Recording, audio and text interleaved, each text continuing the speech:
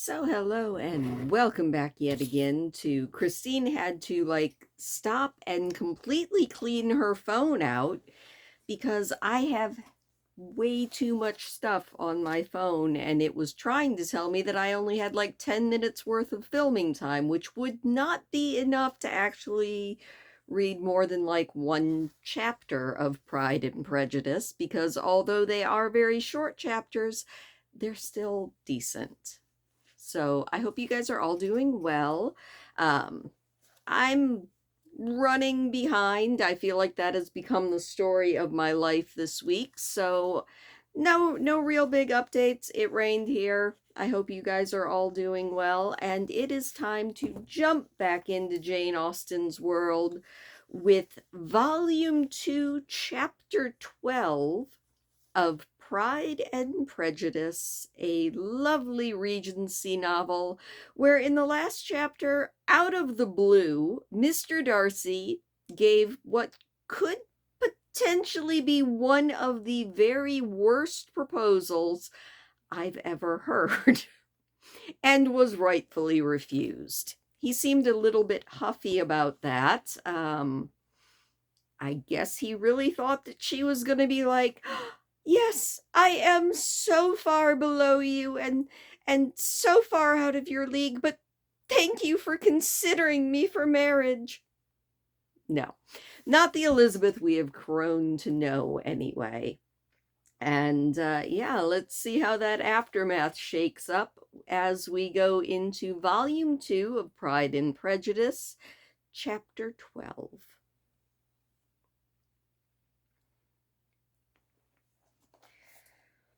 Elizabeth awoke the next morning to the same thoughts and meditations which had at length closed her eyes. She could not yet recover from the surprise of what had happened. It was impossible to think of anything else, and totally indisposed for employment, she resolved soon after breakfast to indulge herself in air and exercise. She was proceeding directly to her favorite walk when the recollection of Mr. Darcy's sometimes coming there stopped her, and instead of entering the park, she turned up the lane which led her farther from the turnpike road. The park paling was still the boundary on one side, and she soon passed one of the gates into the ground. After walking 2 or 3 times along that part of the lane, she was tempted by the pleasantness of the morning to stop at the gates and look into the park. The 5 weeks which she had now passed in Kent had made a great difference in the country. Every day was adding to the verdure of the early trees. She was on the point of continuing her walk when she caught a glimpse of a gentleman within the sort of grove which edged the park. He was moving that way, and fearful of its being Mr. Darcy, she was directly retreating. But the person who advanced was now near enough to see her, and stepping forward with an eagerness, pronounced her name. She had turned away, but on hearing herself called, though in a voice which proved it to be Mr. Darcy, she moved again towards the gate. He had by that time reached it also, and holding out a letter, which she instinctively took, and he said with a look of haughty composure, "I have been walking in the grove some time in the hope of meeting you. Will you do me the honor of reading that letter?" And then, with a slight bow, turned again into the plantation and was soon out of sight. With no expectation of pleasure, but with the strongest curiosity, Elizabeth opened the letter, and to her still increasing wonder, perceived an envelope containing 2 sheets of letter paper, written quite through in a very close hand. The envelope itself was likewise full. Perusing her way along the lane, she then began it. It was dated from Rosings at 8 o'clock in the morning, and was as follows: "Be not alarmed, madam, on receiving this letter, by the apprehension of its containing any repetition of those sentiments or renewal of those offers which were last night so disgusting to you. I write without any intention of paining you or humbling myself by dwelling on wishes which, for the happiness of both, cannot too soon be forgotten, and the effort which the formation and the perusal of this letter must occasion should have been spared, had not my character required it to be written and read. You must therefore pardon the freedom with which I demand your attention. Your feelings, I know, will bestow it unwillingly, but I demand it of your justice. Two offenses of a very different nature, and by no means of equal magnitude, you last night laid to my charge. The first mentioned was that, regardless of the sentiments of either, I had detached Mr. Bingley from your sister, and the other, that I had, in defiance of various claims, in defiance of honor and humanity, ruined the immediate prosperity and blasted the prospects of Mr. Wickham.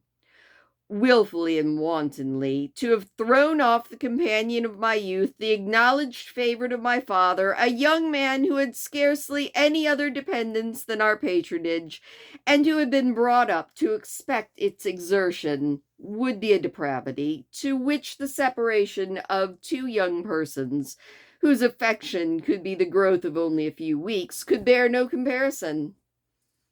But from the severity of that blame, which was last night so liberally bestowed, respecting each circumstance, I shall hope to be in future secured, when the following account of my actions and their motives has been read. If, in the explanation of them, which is due to myself, I am under the necessity of relating feelings which may be offensive to yours, I can only say I am sorry. The necessity must be obeyed, and farther apology would be absurd.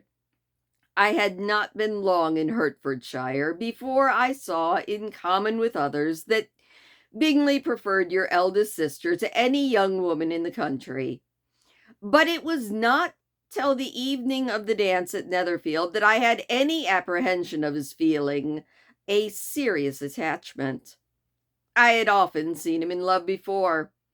At that ball, well, I had the honor of dancing with you, I was first made acquainted by Sir William Lucas's accidental information that Bingley's attentions to your sister had given rise to a general expectation of their marriage.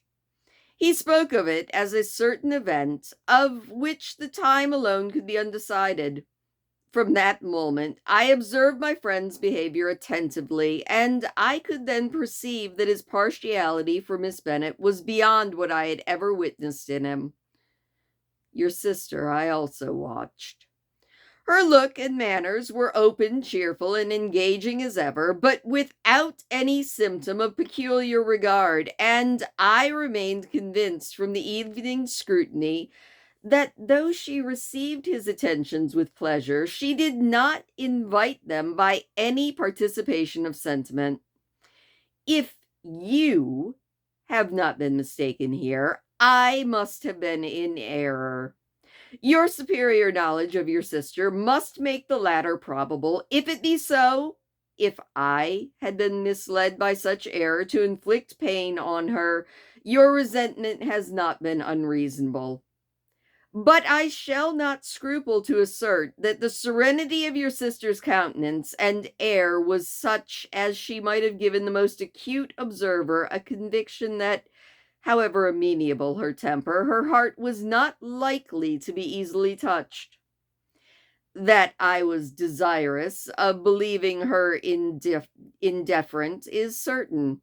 But I will venture to say that my investigations and decisions are not usually influenced by my hope or fear. I did not believe her to be indifferent because I wished it. I believed it on impartial conviction, as truly as I wished it in reason. My objections to the marriage were not merely those which last night I acknowledged to have required the utmost force of passion to put aside. In my own case, the want of connection could not be so great an evil to my friend as to me. But there were other causes of repugnance. causes which, though still existing, and existing in equal degree in both instances, I had myself endeavored to forget because they were not immediately before me. These cases must be stated, though briefly. The situation of your mother's family, though objectionable, was nothing in comparison to that total want of propriety so frequently, so almost uniformly betrayed by herself, by your three younger sisters, and occasionally even by your father. Pardon me. It pains me to offend you.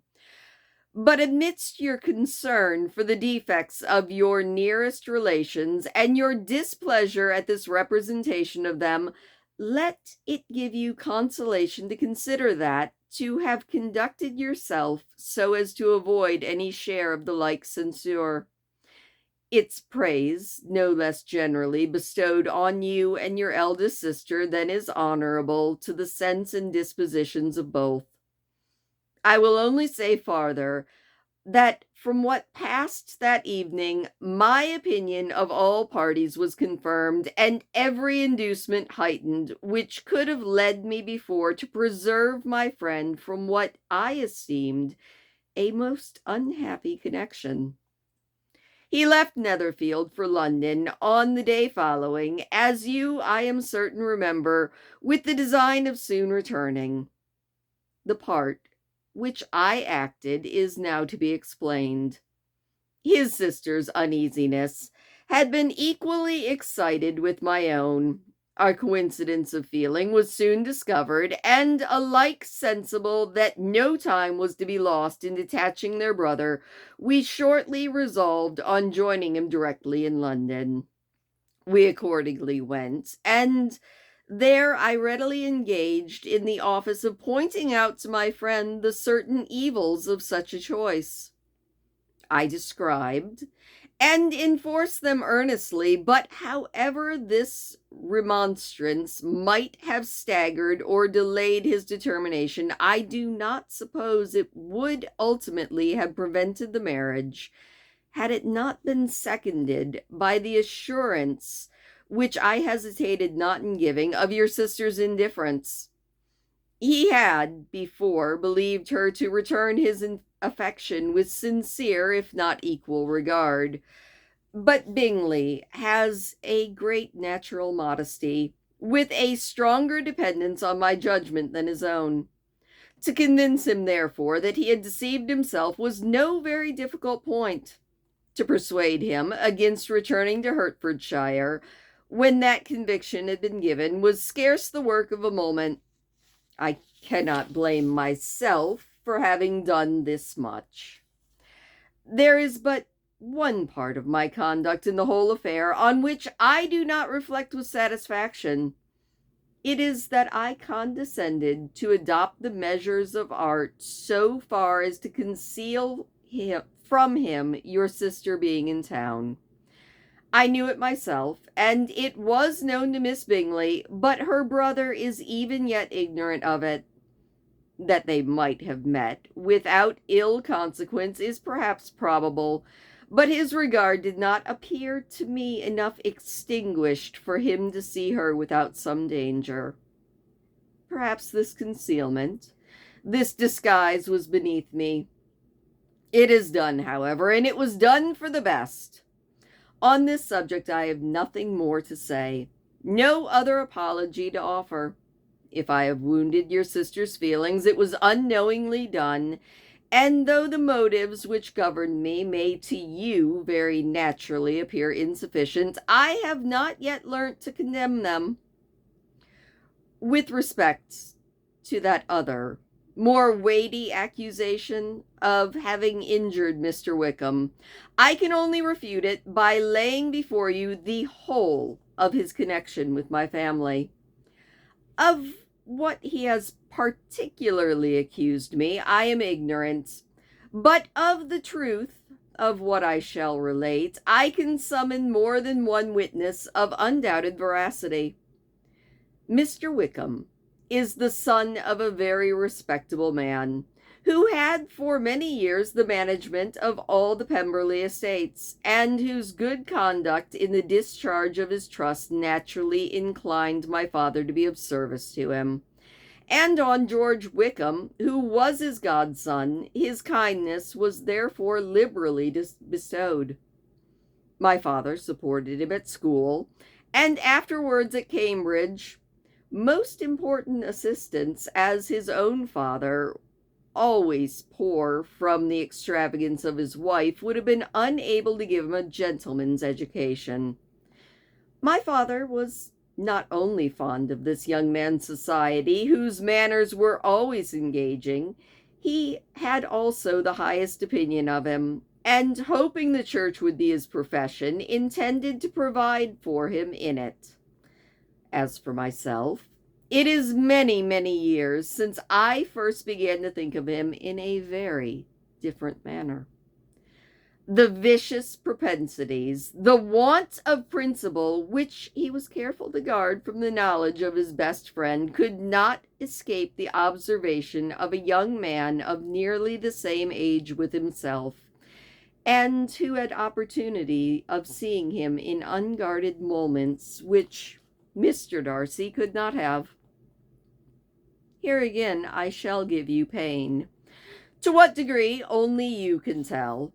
But whatever may be the sentiments which Mr. Wickham has created, a suspicion of their nature shall not prevent me from unfolding his real character. It adds even another motive. My excellent father died about 5 years ago, and his attachment to Mr. Wickham was to the last so steady that in his will he particularly recommended it to me to promote his advancement in the best manner that his profession might allow, and if he took orders, desired that a valuable family living might be his as soon as it became vacant. There was also a legacy of £1,000. His own father did not long survive mine, and within half a year from these events, Mr. Wickham wrote to inform me that, having finally resolved against taking orders, he hoped I should not think it unreasonable for him to expect some more immediate pecuniary advantage in lieu of the preferment, by which he could not have benefited.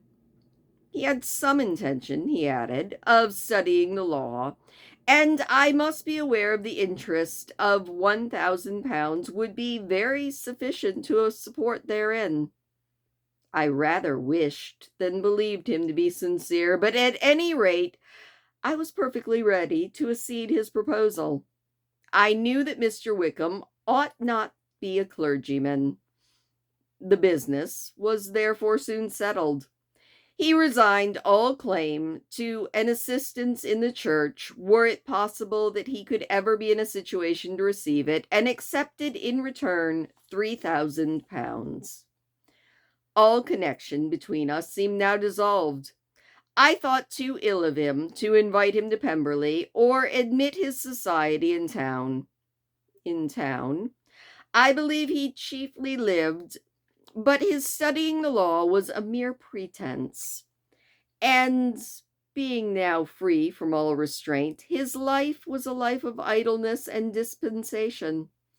For about 3 years I heard little of him, but on the decease of the incumbent of the living which had been designed for him, he applied to me again by letter for the presentation. His circumstances, he assured me, I had no difficulty in believing, were exceedingly bad. He had found the law a most unprofitable study, and was now absolutely resolved on being ordained if I would present him to the living in question, of which he trusted there could be little doubt, as he was well assured that I had no other person to provide for, and I could not hardly have forgotten my revered father's intentions. You will hardly blame me for refusing to comply with this entreaty, or for resisting every repetition of it. His resentment was in proportion to the distress of his circumstances, and he was doubtless as violent in his abuse of me to others as in his reproaches to myself. After this period, every appearance of acquiescence was dropped. How he lived, I know not. But last summer he was again most painfully upon my notice. I must now mention a circumstance which I would wish to forget myself, and which no obligation less than the present should induce me to unfold to any human being. Having said this much, I feel no doubt of your secrecy. My sister, who is more than 10 years my junior, was left to the guardianship of my mother's nephew, Colonel Fitzwilliam, and myself. About a year ago, she was taken from school and an establishment formed for her in London, and last summer she went with the lady who presided over it to Ramsgate, and thither also went Mr. Wickham, undoubtedly by design. For there proved to have been a prior acquaintance between him and Miss Young, in whose character we were most unhappily deceived. And by her connivance and aid, he so far recommended himself to Georgina, whose affectionate heart retains a strong impression of his kindness to her as a child, that she was persuaded to believe herself in love, and to consent to an elopement. She was then but 15, which must be her excuse, and after stating her imprudence, I am happy to add that I owed the knowledge of it to herself. I joined them unexpectedly a day or two before the intended elopement, and then Georgina, unable to support the idea of grieving and offending a brother whom she almost looked up to as a father, acknowledged the whole thing to me. You can imagine what I felt and how I acted. Regard for my sister's credit and feelings prevented any public exposure, but I wrote to Mr. Wickham, who left the place immediately, and Miss Young was, of course, removed from her charge. Mr. Wickham's chief object was unquestionably my sister's fortune, which is 30,000 pounds, but I cannot help supposing that the hope of revenging himself on me was a strong inducement.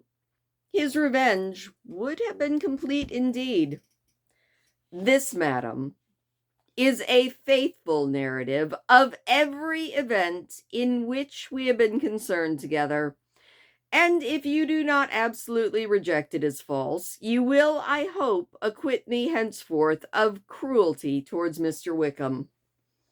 I know not in what manner, under what form of falsehood he has imposed on you, but his success is not perhaps to be wondered at, ignorant as you previously were of everything concerning either. Detection could not be in your power, and suspicion certainly not in your inclination. You may possibly wonder why all this was not told to you last night, but I was not then master enough of myself to know what could or ought to be revealed.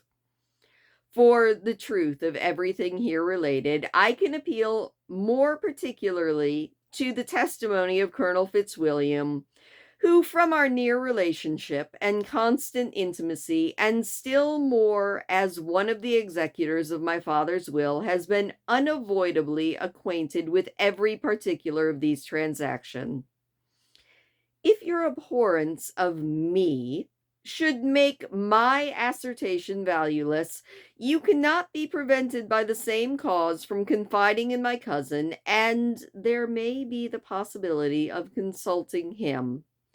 I shall endeavor to find some opportunity of putting this letter in your hands in the course of the morning. I will only add, God bless you, Fitzwilliam Darcy. And that bombshell is the end of chapter 12. Well, that was a lot. Chapter 13.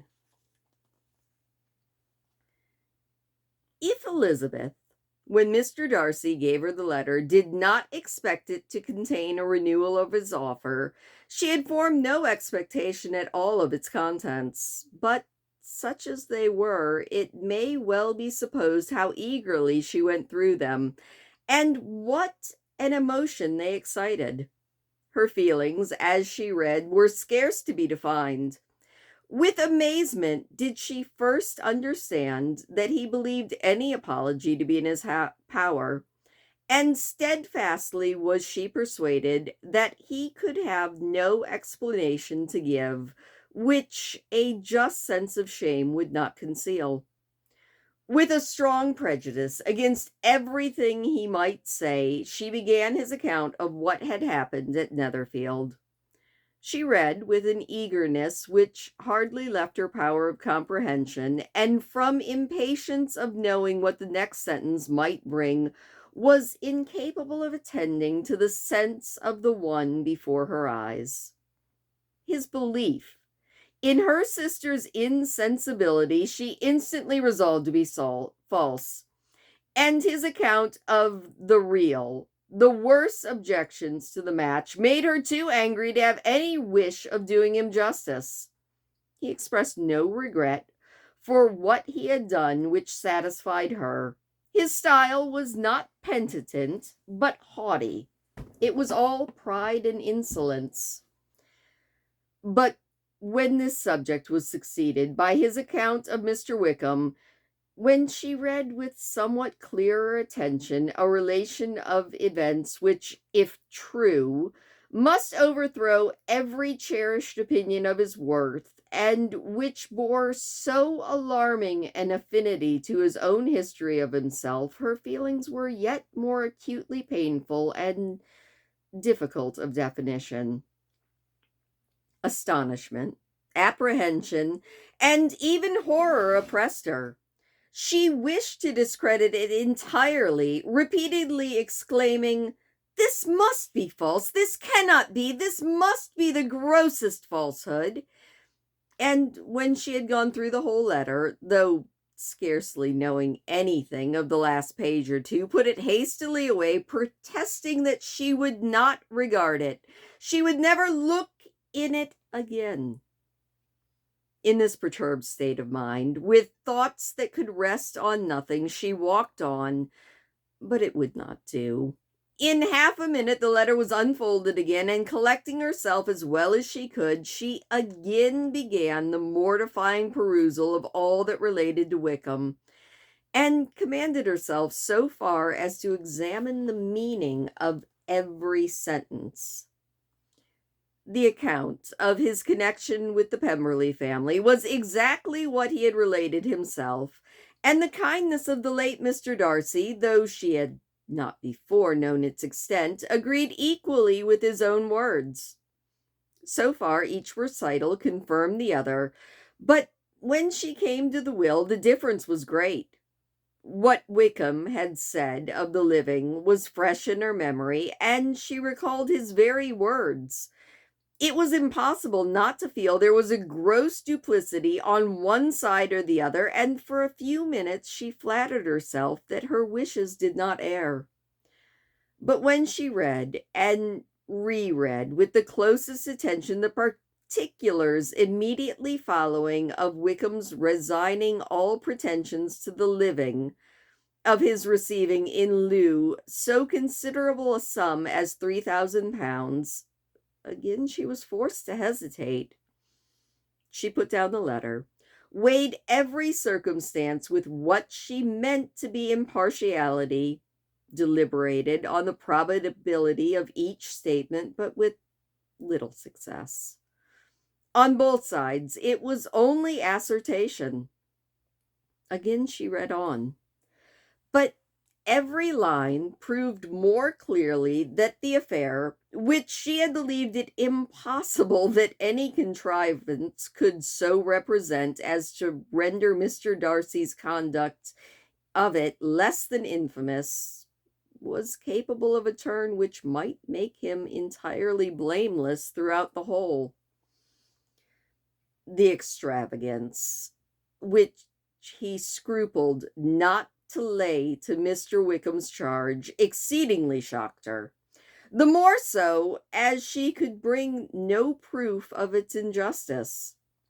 She had never heard of him before his entrance into the Shire militia, in which he had engaged at the persuasion of the young man who, on meeting him accidentally in town, had there renewed a slight acquaintance. Of his former way of life, nothing had been known in Hertfordshire but what he told there himself. As to his real character, had information been in her power, she had never felt a wish of inquiring. His countenance, voice, and manner had established him at once in the possession of every virtue. She tried to recollect some instance of goodness, some distinguished trait of integrity or benevolence that might rescue him from the attacks of Mr. Darcy, or at least by the preeminence of virtue atone for those casual errors under which she would endeavor to class what Mr. Darcy had described as the idleness and vice of so many years. But no such recollection befriended her. She could see him instantly before her, every charm of air and address, but she could remember no more substantial good than the general approbation of the neighborhood and the regard which his social powers had gained him in the mess. After pausing on this point a considerable while, she once more continued to read. But alas, the story which followed of his designs on Miss Darcy received some confirmation from what had passed between Colonel Fitzwilliam and herself only the morning before. And at last she was referred for the truth of every particular to Colonel Fitzwilliam himself, from whom she had previously received the information of his near concern in all of his cousin's affairs, and whose character she had no reason at all to question. At one time, she had almost resolved in applying to him, but the idea was checked by the awkwardness of the application, and at length it was wholly banished by the conviction that Mr. Darcy would never have hazarded such a proposal if he had not been well assured of his cousin's corroboration. She perfectly remembered everything that had passed in a conversation between Wickham and herself, in their first evening at Mr. Phillip's. Many of his expressions were still fresh in her memory. She was now struck with the impropriety of such communications to a stranger, and wondered it had escaped her before. She saw the indelicacy of putting herself forward as he had done, and the inconsistency of his professions with his conduct.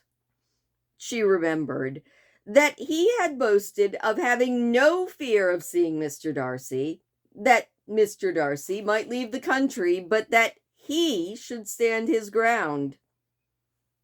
Yet he had avoided the Netherfield ball the very next week. She remembered also that till the Netherfield family had quit the country, he had told his story to no one but herself. But after their removal, it had been everywhere discussed that he had no reserves, no scruples in sinking Mr. Darcy's character, though he had assured her that respect for the father would always prevent his exposure of the son. How differently did everything now appear in which he was concerned! His attentions to Miss King were now the consequence of views solely and hatefully mercenary, and the mediocrity of her fortune proved no longer the moderation of his wishes, but his eagerness to grasp at anything. His behavior to herself could now have had no tolerable motive. He had either been deceived with regard to her fortune, or had been gratifying his vanity by encouraging the preference which she believed she had most incautiously shown. Every lingering struggle in his favor grew fainter and fainter, And in further justification of Mr. Darcy, she could not allow that Mr. Bingley, when questioned by Jane, had long ago asserted his blamelessness in the affair.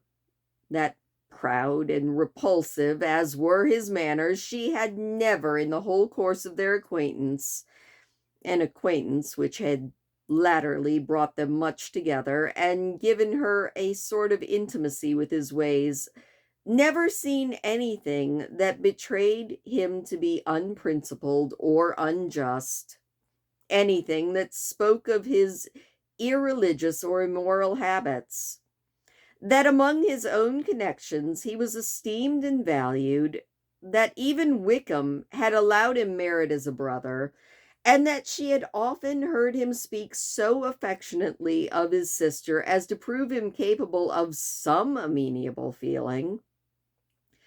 That had his actions been what Wickham represented them, so gross a violation of everything right could hardly have been concealed from the world, and that friendship between a person capable of it and such an amenable man as Mr. Bingley was incomprehensible. She grew absolutely ashamed of herself. Of neither Darcy nor Wickham could she think without feeling that she had been blind, partial, prejudiced, and absurd. "How despicably have I acted," she cried. "I, who have prided myself on my discernment. I, who have valued myself on my abilities, who have often disdained the generous candor of my sister and gratified my vanity in useless or blamable distrust." How humiliating is this discovery, yet how just a humiliation! Had I been in love, I could not have been more wretchedly blind. But vanity, not love, has been my folly. Pleased with the preference of one, and offended by the neglect of the other on the very beginning of our acquaintance, I have courted prepossession and ignorance, and driven reason away, where either were concerned. Till this moment, I have never known myself. From herself to Jane, from Jane to Bingley, her thoughts were in a line which soon brought her to recollection that Mr. Darcy's explanation there had appeared very insufficient, and she read it again. Widely different was the effect of a second perusal. How could she deny that credit to his assertions in one instance, which she had been obliged to give to the other? He declared himself to have been totally unsuspicious of her sister's attachment, and she could not help remembering what Charlotte's opinion had always been. Neither could she deny the justice of his description of Jane. She felt that Jane's feelings, though fervent, were little displayed, and that there was a constant complacency in her air and manner, not often united with great sensibility. When she came to that part of the letter in which her family were mentioned in terms of such mortifying, yet merited reproach, her sense of shame was severe. The justice of the charge struck her too forcibly for denial, and the circumstances to which he particularly alluded, as having passed at the Netherfield ball, and as confirming all his first disapprobation, could not have made a stronger impression on his mind than on hers. The compliment to herself and her sister was not unfelt. It soothed, but it could not console her for the contempt which had been thus self-attracted by the rest of her family. And as she considered that Jane's disappointment had in fact been the work of her nearest relations, and reflected how materially the credit of both must be hurt by such impropriety of conduct, she felt depressed beyond anything she had yet known before.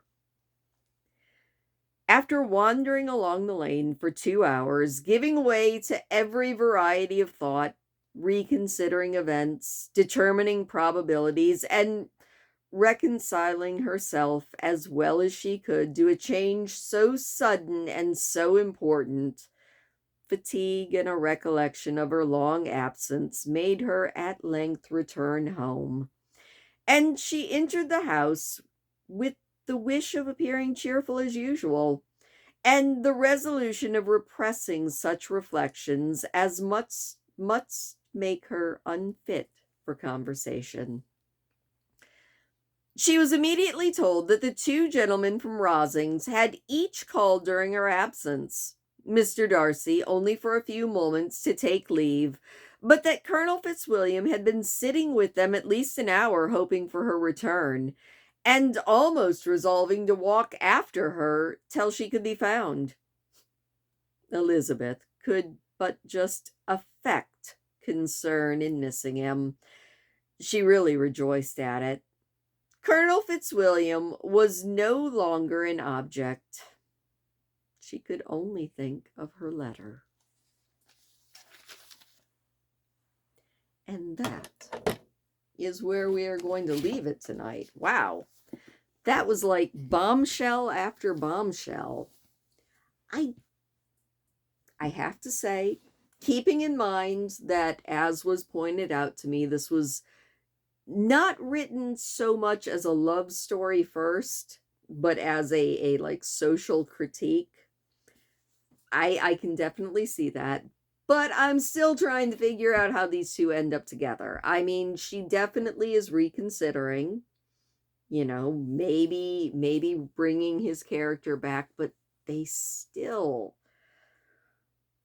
I mean, we still have a lot of book to go. So I'm sure that we will find out how they end up together. But right now, even with this shift in her way of looking at Mr. Darcy, I don't think that she likes him very much, especially since he pointed out, rightfully so, that her parents, mostly her mom, and her two younger sisters are one of the big reasons that he was like, Bingley, no, you can't marry her.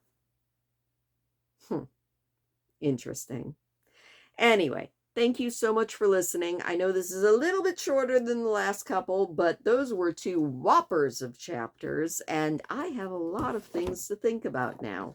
I'm having so much fun reading this book. I am not going to lie. This has been a greatly enjoyable book so far, and it gives me a lot to think about, which I appreciate. So, thank you so much for listening. Please do hit the thumbs up button if you don't mind. It does always make me smile and supposedly is good for YouTube. I don't know. And yeah, I will see you next time.